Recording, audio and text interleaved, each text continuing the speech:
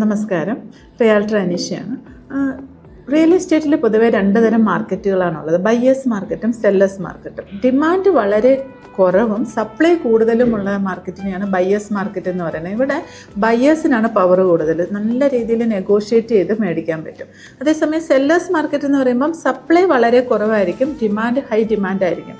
ഇങ്ങനെ വരുന്ന മാർക്കറ്റിനെയാണ് sellers market എന്ന് പറയുന്നത്. ഇവിടെ സെല്ലർ പറയുന്ന ആ ഒരു പ്രൈസിന് വിറ്റുപോകും. ഇതാണ് സെല്ലേഴ്സ് മാർക്കറ്റ് എന്ന് പറയുന്നത്. കേരളത്തിൽ കോവിഡിന് ശേഷം പല സ്ഥലങ്ങളിലും ബയ്യേഴ്സ് മാർക്കറ്റായിരുന്നു. പക്ഷേ മെട്രോ, ഹൈവേ പ്രൊജക്റ്റ് ഇതൊക്കെ വരുന്നിടത്ത് സെല്ലേഴ്സ് മാർക്കറ്റാണ് ഉള്ളത്. അപ്പോൾ ഒരു പ്രോജക്റ്റിൽ ഇൻവെസ്റ്റ് ചെയ്യുന്നതിന് മുമ്പ് അത് ബയ്യേഴ്സ് മാർക്കറ്റാണോ സെല്ലേഴ്സ് മാർക്കറ്റാണോ എന്നുള്ളത് നല്ല രീതിയിൽ മനസ്സിലാക്കി വേണം ഇൻവെസ്റ്റ് ചെയ്യാനായിട്ട്. സെല്ലേഴ്സ് മാർക്കറ്റ് ആണെങ്കിൽ ഏത് സമയത്ത് നമുക്ക് പെട്ടെന്ന് വിൽക്കാനായിട്ട് സാധിക്കും, നല്ല ഹൈ ഡിമാൻഡ് ആയിട്ട് നമുക്ക് വിൽക്കാൻ സാധിക്കും. ബയ്യേഴ്സ് മാർക്കറ്റ് ആണെങ്കിൽ കുറച്ച് ഡിലേ ആയിരിക്കും.